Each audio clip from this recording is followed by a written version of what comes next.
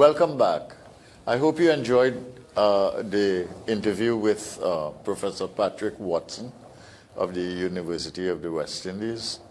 And we are going to go on shortly to the Minister of Education, Dr. Nyan Dolly. But before we do that, we take note of what's happening in Afghanistan and the trauma that is taking place there with refugees and displaced people in the country. It's one thing to see the political transition and takeover. It's another thing to worry about what the future of that country might be and what kind of regime that you're going to get. But the immediate challenge for those people are the facts of displacement. Now, I want to say something that is important for you to appreciate. There are about 85 million displaced people in the world. You know, there are about 85 million displaced people in the world. That is to say, trying to find a place to live and to conduct a life in one country or another, having lost their status in their home country, having lost their opportunity in their home country. 85 million, you know. And there are about, among that number, there are about 6 million of them who are stateless. That is to say, they have no place of existence. You know, they are in refugee camps. And Naipaul has a line in a bend in the river called "Stateless People Without Flag."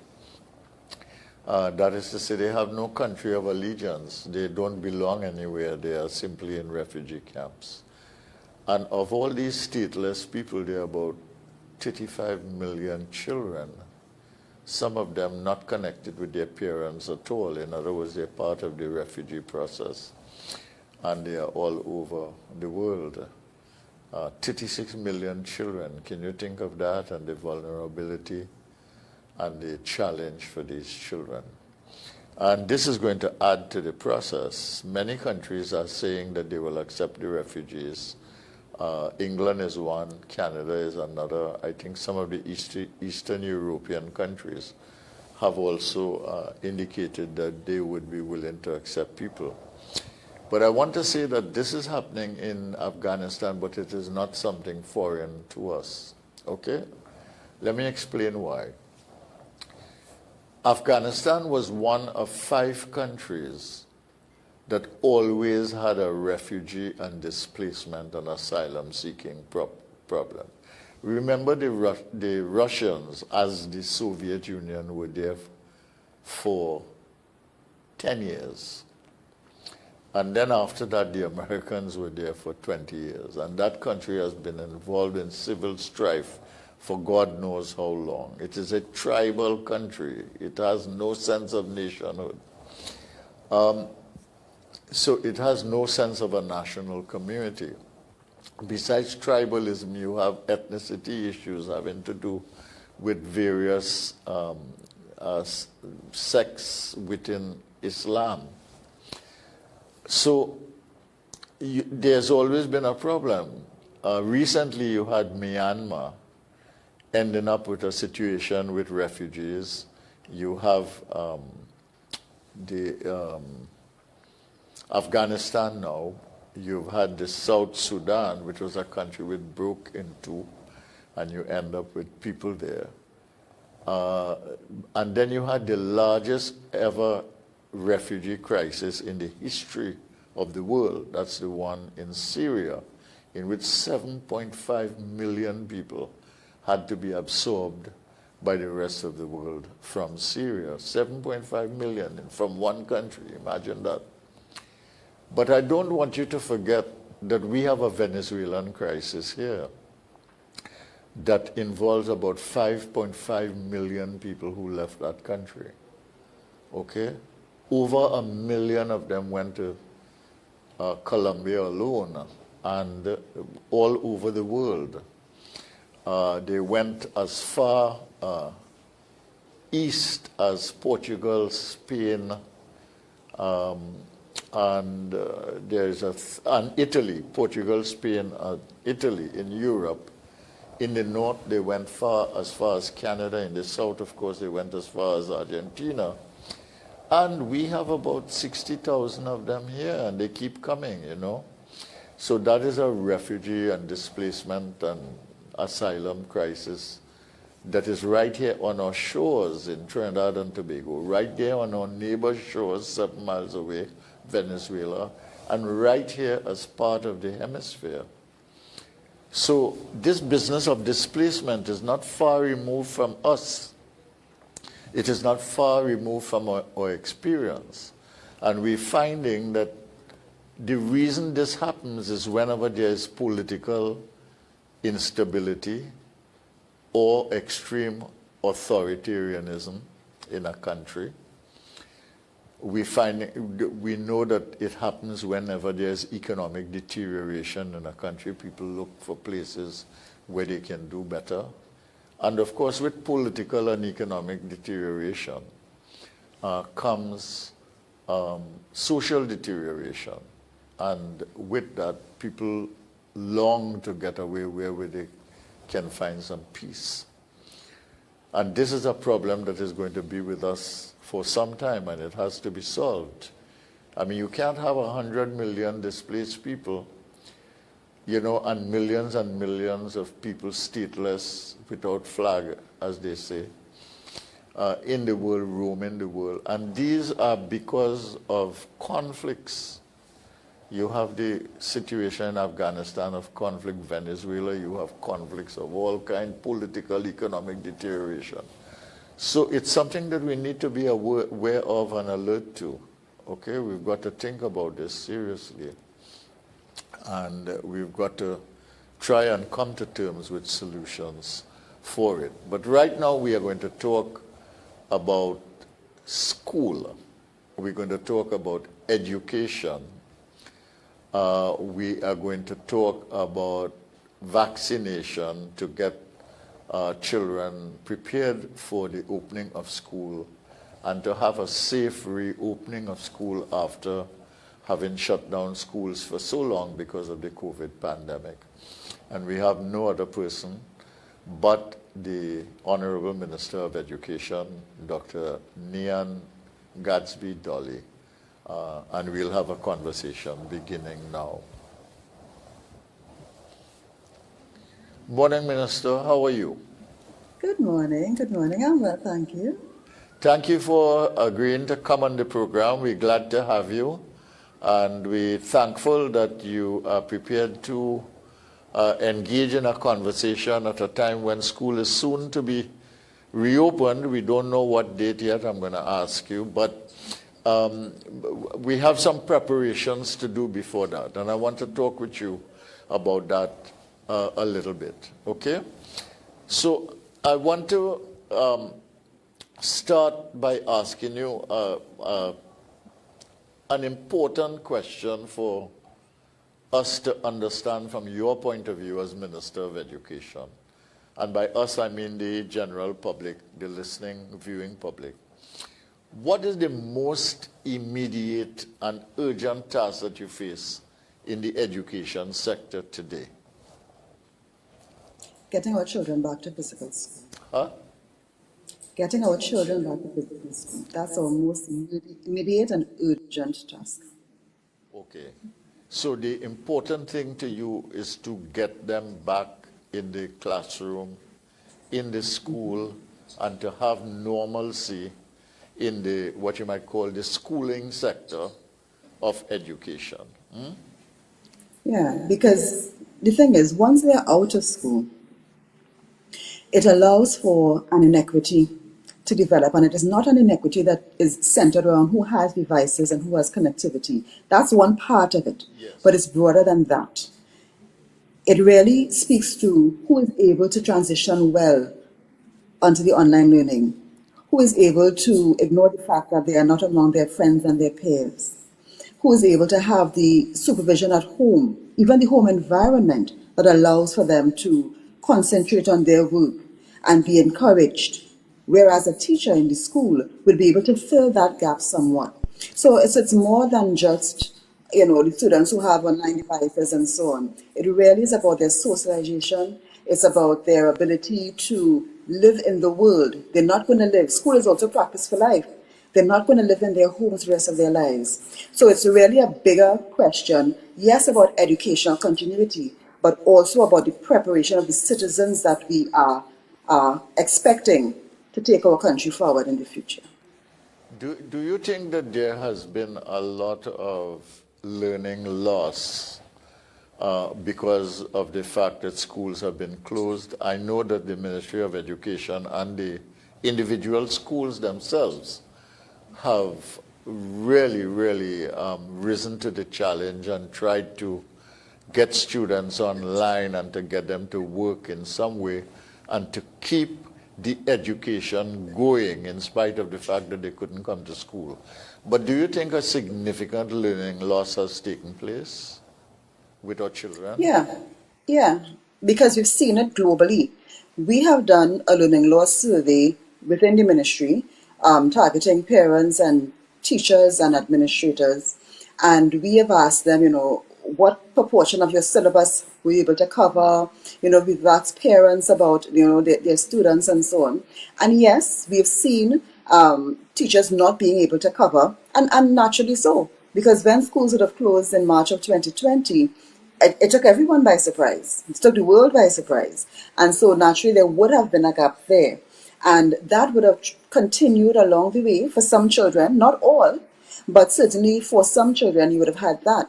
And so that is why in the first weeks of school, when the term reopens, we have to do a diagnostic that would allow our teachers to identify within their own classrooms, what levels the children are at in the different areas. And it is important. It's something teachers usually do, but it's more important now that the ministry insists it be done, because we will provide teachers with the minimum standards, what the children should know. And from that, doing their diagnostic, they'll be able to tell where their students are, because it is acknowledged globally that there's no way all of our children could be at the level they would have been, because there was a significant disruption, shock to the system. Yeah, what you are saying there is very good news to me, and I think it's important news for students and children and the citizenry generally to absorb, so that once you get your schools open, you are going to do a diagnostic class by class to make an assessment of where students are, and on the basis of that you are going to move forward. Is that correct? Yeah, so teachers can adapt their schemes of work for the term and so on based on that. And in addition to that, what we are setting out to do now, and the RFP is out, so the tenders are being received now, it's for an online literacy and numeracy adaptive learning solution. Math and English, those are the two main fundamental areas. And when you read the global literature, those are the areas that are being focused on in terms of ensuring that students are not behind. So understanding that students would need extra work in those fundamental areas, which are the building blocks of everything else, we are seeking to acquire at the ministry an online solution that allows students to be self-directed in their learning and allows them to pick up on their math and English skills. So that those standards are out. We would have done an EOI before, which is asking for information about programs that are available. And there were quite a number of responders. So we know that there is enough material out there that we can take on board at the Ministry of Education and allow our students to have that access. Our students, the private sector has done a lot to get devices to them. The ministry is now doing its part in getting devices to them as well. So the intention is that the students are now resourced with devices. We are going to make sure that they put those to use the technology to help. So the point of the self-directed learning is to allow the students to get in there at whatever level they are at, and they can work on their own with their parents at home, with the teacher in school also, using the system to allow them to upgrade their math and English skills, because we understand that in many cases they would be deficient because of the circumstances. This is a supplement to teaching and learning in the classroom, right? With Yes. easy access. Is that correct? And would Yes. you say, Minister, that everybody, all our children now have a device that allows them to have access to these things? Or do we still have a deficit? Do we have a problem still? In February, our poll would have gotten it at 35,000. The means test that was instituted in April to allow for us to distribute the government procured devices, we had 23,000 respondents to that. Of course, the poll would have asked, do you have a personal device? And understanding the circumstance where many children may not have a personal device, but they be using their parents' laptop or the household desktop, that kind of thing. So the number that comes in there is always in context of that. So the means test yielded 23,000 results, and we have been distributing the government laptops according to that. Now, based on what came in, we have quite a few incomplete applications, of more than 3,000 incomplete applications, and the government procured 20,000 devices. So at this time, we have taken possession of just over 14,000, and we have been distributing. And what we are realizing is we are coming now to the end of those applications, and we are going to have devices that are not assigned to students. At this time, we are going to be engaging our teachers. We would have distributed devices to the teachers before, twice in two tranches, to teachers who were indicating that they needed devices. So if we do have devices that we are able to, we will be seeking out which teachers we can assist, and also reopening the means test, because we have some persons who, even though we went through the schools, we asked principals to contact parents, we did on social media and so on, there are still some persons who are indicating they do not know about the means test and they need devices.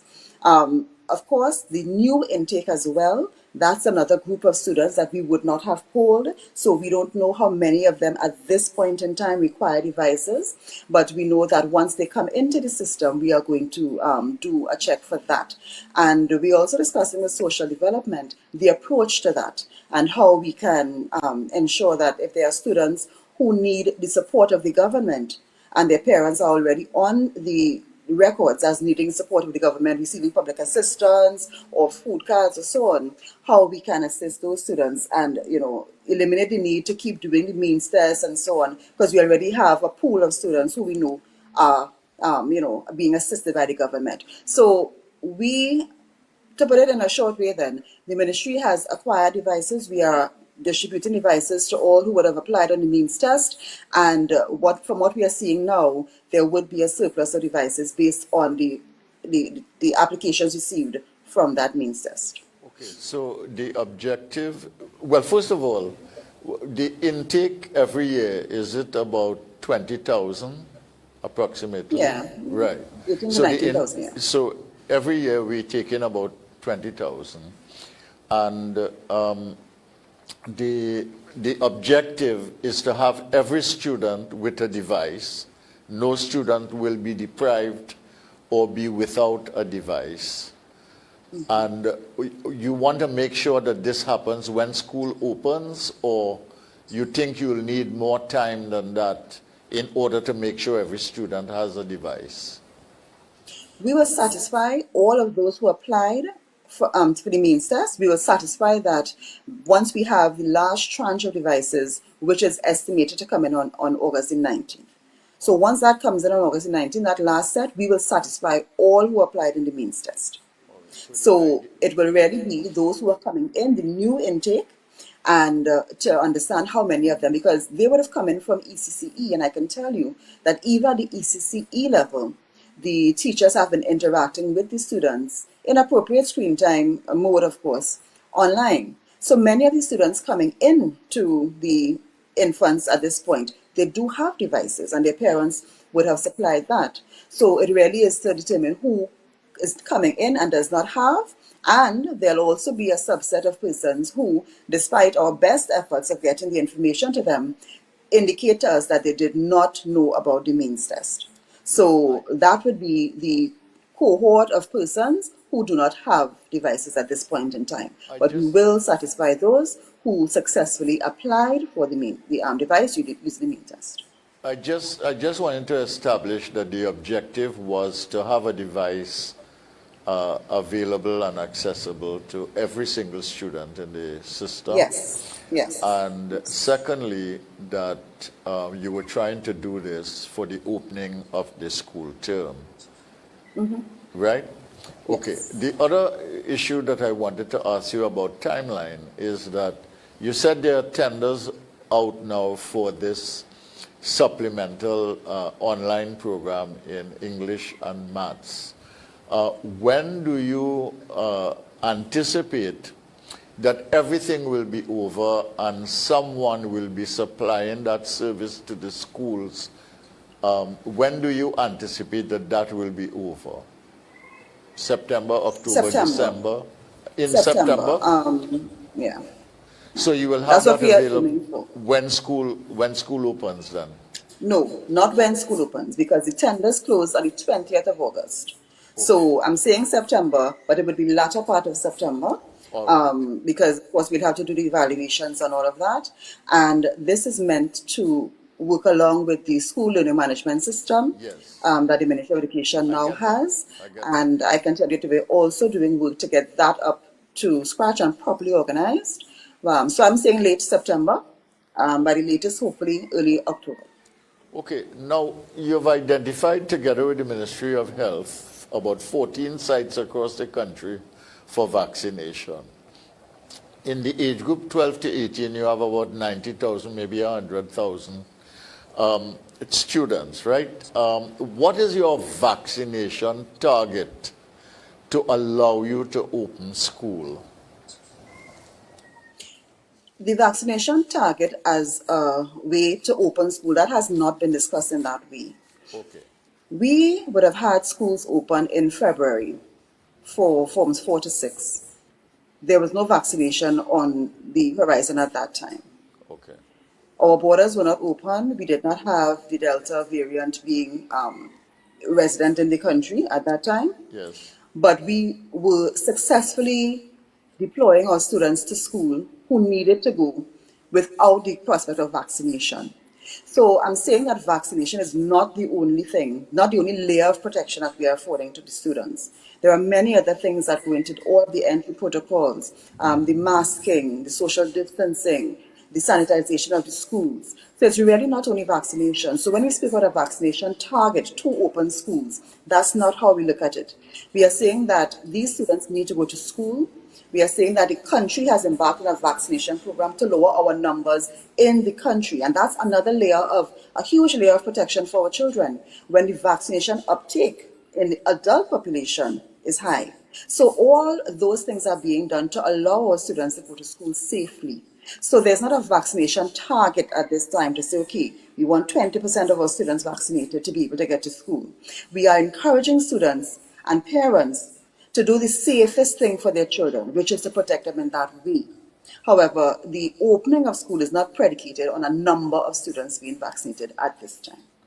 All right. So how are you doing with cooperation and buy-in for the vaccination process? How would you assess that based on your engagement of your various stakeholders? Well, the stakeholders themselves, I've heard none of the stakeholders present a view about vaccination that suggests that they are not in favor of children being vaccinated. I have not heard it in my interaction with them, and I don't know that they have said it outside of that. So I'm not aware that any stakeholder is against vaccination. But of course, in the general public, we understand this. In the world, it's a big raging debate about whether children should be vaccinated or not. And I don't think that we've escaped that in Trinidad and Tobago. I assume as well that you have no target for teachers either. Not at this time. Right, because you basically you're saying, okay, let's get schools open, and we're not making the target a priority, but we are trying to work with everybody to get everybody in the school system, and as many as we can vaccinated. Right? Is that Yes. right? Okay, but what will you do with teachers and students who are not vaccinated? Are we going to have a mix in the school system, and would that present a problem? I know that is a difficult question, and I'm not trying at all to put you on the spot, but it's an issue that will be in the minds of parents and teachers and students. Yeah. Well, as we open back the different sectors, the retail sector is open and so now. The question is broader than school. It's a society with Yeah. mixed people. And there is no requirement by the government at this point in time to declare your vaccination status. We would actually have to say to teachers and say to students, let me know if you are vaccinated. Prove that you have been vaccinated. We are not at that point. And therefore, one would expect that there will be a mix.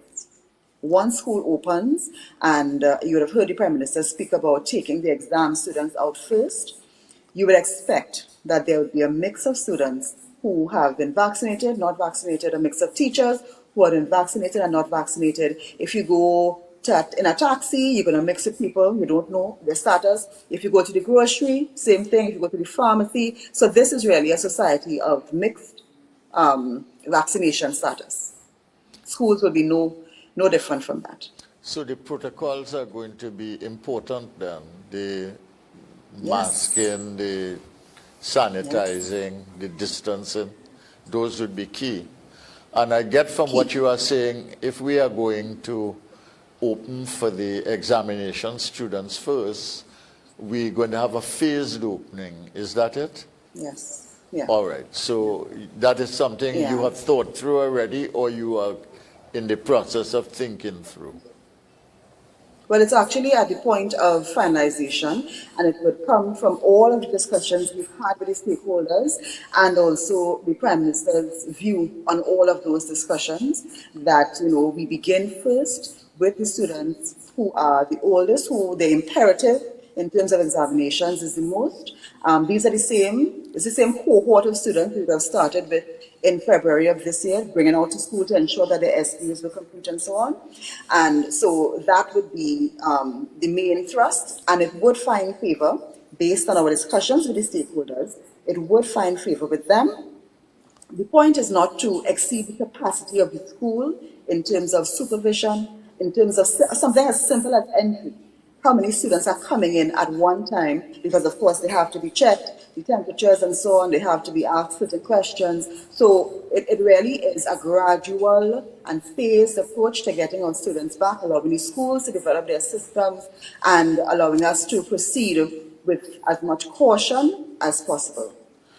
All right. You've already indicated that whatever takes place in the classroom will be supplemented by a technological input in the particular case of English and math. But is there going to be, are we going into this phase of education from September as blended learning, or as, by blended learning, I don't mean only the self-directed learning opportunity given the students. I mean some teachers and some students doing some of their courses online. Fully online will have to be the mode of operation for some of our forms and classes. And what we intend is that when we get back to the point where we can have physical school for everyone, there is still a large component of technology being used. That is globally seen as the best practice. And for years now. So you have physical school, but with the use of online technology to make your teaching and learning more productive, more engaging for students who live the rest of their life using devices and so on. And so that has been seen for years as the best mix. So the Ministry of Education has now established an educational technology department. That was not there before. And the reason that is necessary, and that has become necessary, and Cabinet has approved it, is because we need to place specific focus on how we transform education digitally. And the only way that can happen is if we have human resource dedicated to the task. And so we are now staffing out that unit. It was approved could be about a month or 3 weeks ago. So we are now staffing out that unit with a director and the different persons who will be necessary to develop our learning management system. And of course, in the tertiary education world, that's the normal part of their schooling. Even though you have physical school, you have an e-classroom or an e-learning component that is staffed by educational technologists, instructional designers, and they manage that learning management system. And that is where we want to get our schools, because we've been doing, wonders. Like kudos to all the teachers, the parents, and the students. We've been doing wonders in emergency mode, which means that, you get on a Zoom when you teach your class, and, you use the Google Classroom and so on. But the standard that we want to get our country to is where we have a learning management system, an e-classroom. All our teachers have their individual spaces there. They can build their courses. The students can log on and see everything from their teachers. There's a chat in there. There's an advertisement board in there where teachers can leave notices for their students. So it becomes a normal practice that even though you're going to school physically, you always check your e-classroom. Work is loaded there. There are e-quizzes on that e-classroom. And the whole system is built to make it easy for teachers to do that, make it easy for students to use it, and there is support within the ministry to manage that system, to assist our teachers with training, to assist them with technical issues, to load those course shells every single term, and to ensure that the system is properly organized and optimized for e-learning. So that is where we are going. So that ad is out for educational director, technology director. We are now sorting through the applications received, and we will be advertising other positions shortly. By the end of this week, they should be out, or early next week. So we build that capacity within the ministry so that that digital ecosystem we speak of is not just something that is a part-time job for the IT department or a couple of members of the curriculum department fighting up, trying to deal with their normal works program and do that on the side. It will not work that way. And so that is where we are heading. So yes, to allow our students to be physically in school, but have the benefit of online learning, well-organized, managed, and optimized e-learning. Okay, that sounds good. And if we can achieve it, I think it would be a real value created. What kind of time frame are you looking at for having a system in which there is teaching and learning in the classroom, but also fully digitized applications and access? What are we talking about, a year?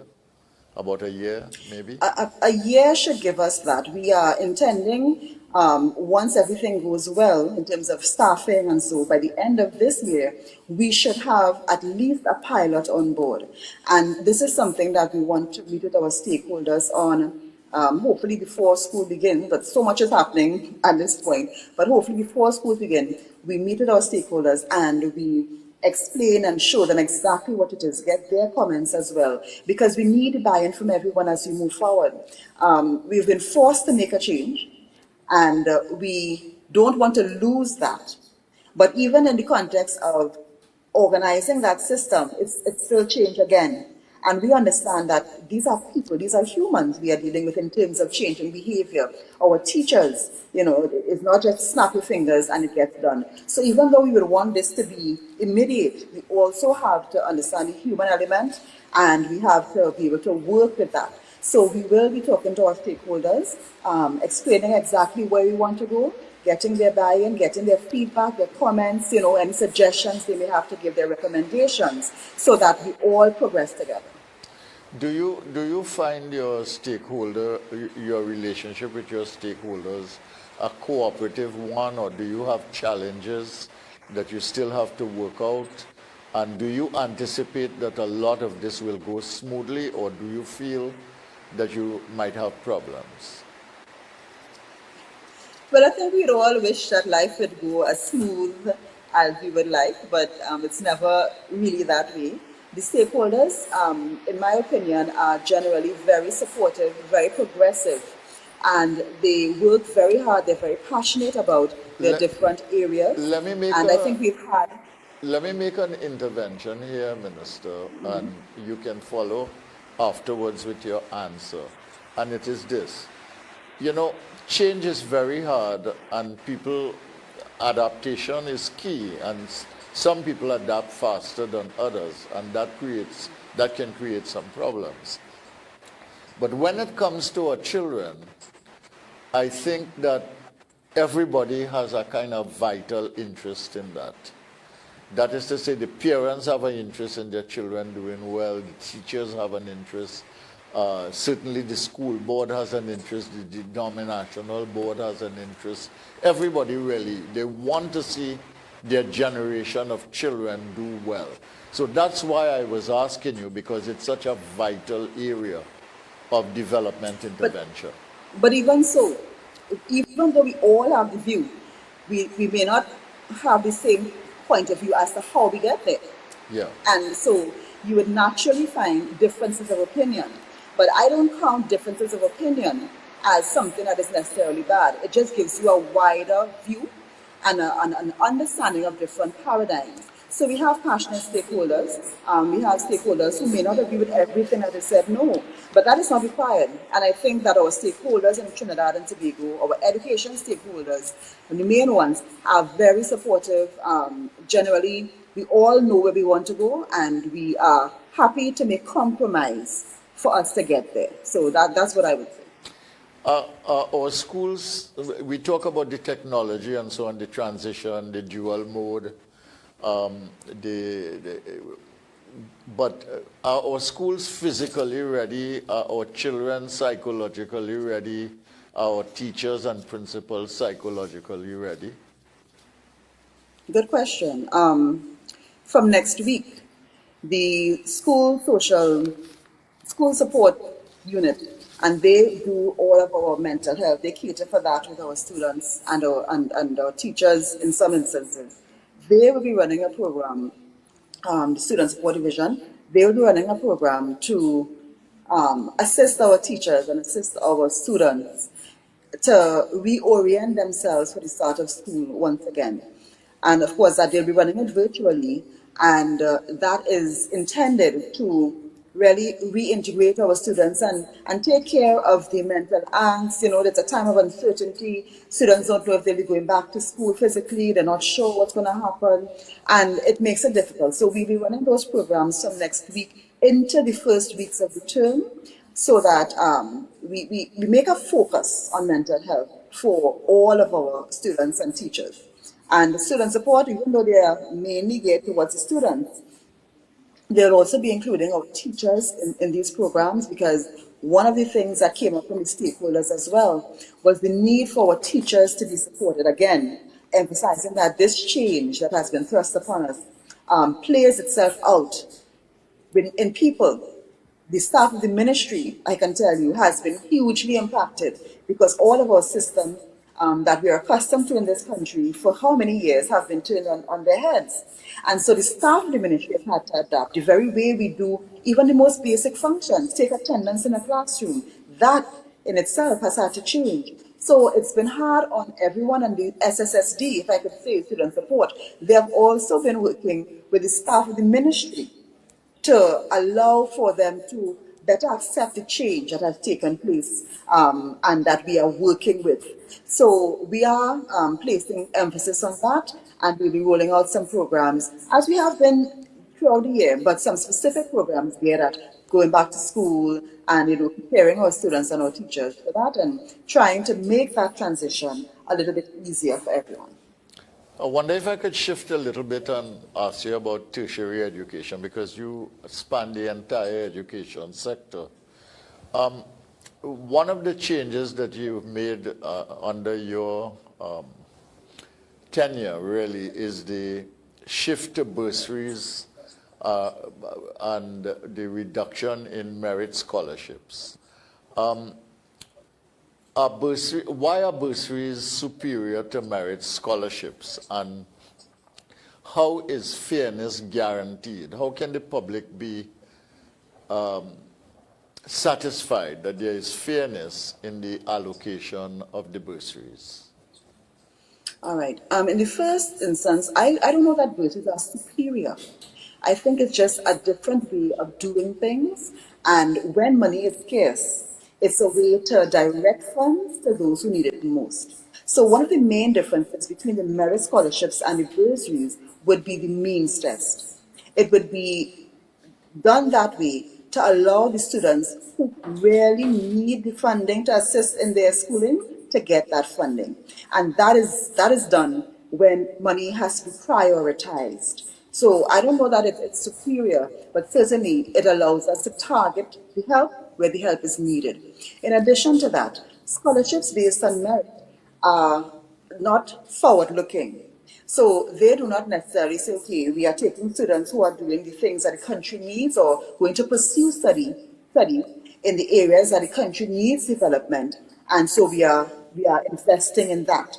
The scholarships based on merit are based on what you would have done. So, for example, a student who may have done the sciences at A-level, they may go into medicine, or they may go into law, or they may choose something completely different. They may go into actuarial sciences. So scholarships based on merit do not give you that control on how the money is invested. It simply says you've done extremely well and we want to reward you for that.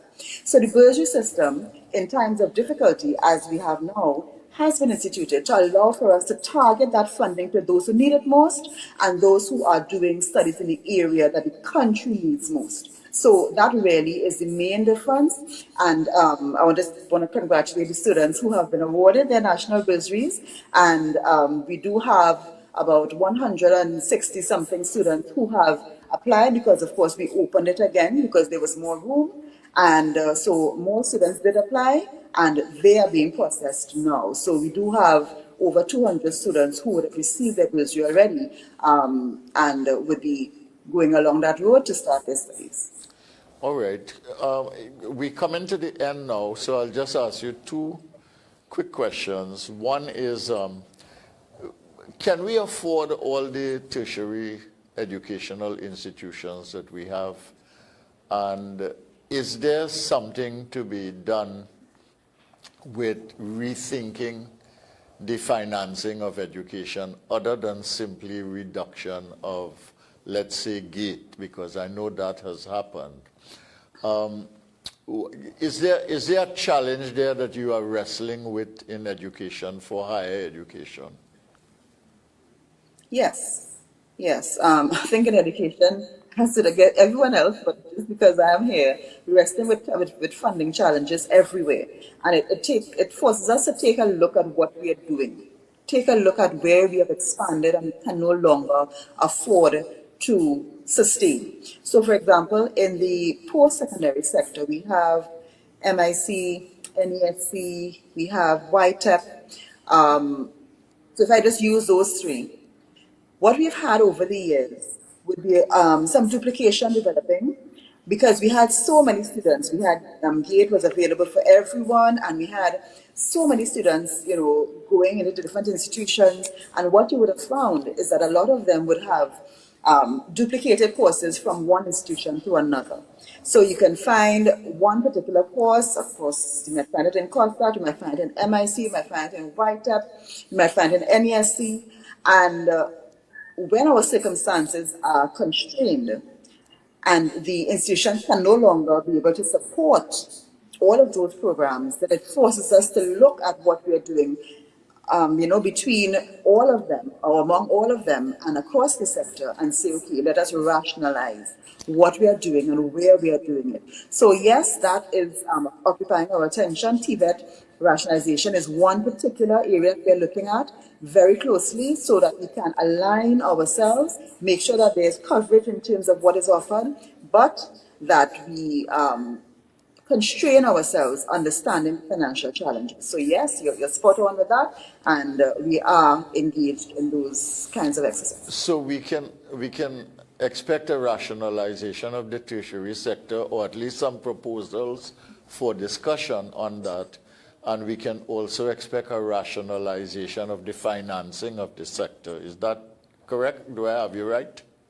Okay. That's correct. And finally, and this is a hard question, but I won't say it's a hard question, it's a challenging question. But I think it's a question every country is wrestling with now, given that COVID has come and it really has forced the world to kind of rethink everything that you do. And of course, education and educational systems are fundamental to that. What would you say to the person or who says to you that our education system needs a total overhaul? Because really, what has happened to us and where the world is likely to head now, everything that we are doing in education today is irrelevant. And we need to rethink the whole thing. We have AI, we have sustainable development, climate change, we need entrepreneurs, all of these things. How do you respond to that? I would say that to say on a blanket statement that everything is irrelevant, I wouldn't agree with that. But I would agree with the principle of what that person is saying. The world has changed. And even if we weren't prepared for what was happening before COVID, I'm certain that this COVID situation has changed the world in a way that means that everything else must change with it or run the risk of becoming irrelevant. So just as there are jobs that are going to be lost because of COVID, we have to also rethink how we prepare our citizens to live in a world that COVID is a reality and anything else like COVID, because we don't know what else could come. So I would agree in principle with a lot of what they're saying and certainly reaffirm to them that that is the intention of the ministry at this time, and we are working along that pathway. Transformation is not snapping a finger. It will take years to do so, but certainly the groundwork is being laid for the plan that will take us from where we are now to where we need to be to live in this world. So. All right, Minister, I want to thank you very much for a very frank conversation. I must say on my end, I enjoyed the conversation, and I'm sure a lot of people enjoyed the issues that we engage, because it has to do with your children, it has to do with the future of our society, and so on. So I want to thank you for coming on. I hope on another occasion we can have a conversation again, and I would like to invite you in advance. We can always work out the date. But thank you very much. I wish you luck with the vaccination program and the reopening of schools. And I want to thank you very much for coming. Thank you very much for Thank you. Thank you very much for watching and listening on U97.5 FM and MCTV, Multicultural TV, Hot Like Pepper Radio 2. And we thank you for being with us today. Tomorrow, we're going to have two important guests, Professor Diana Reinsing and the head of the OWTO, Mr. Ansel Roger. So we will have good conversations. Thank you very much for watching. Until tomorrow. This is Brighter Morning with Bhoe, and I am Bhoe Tiwari. On to the news.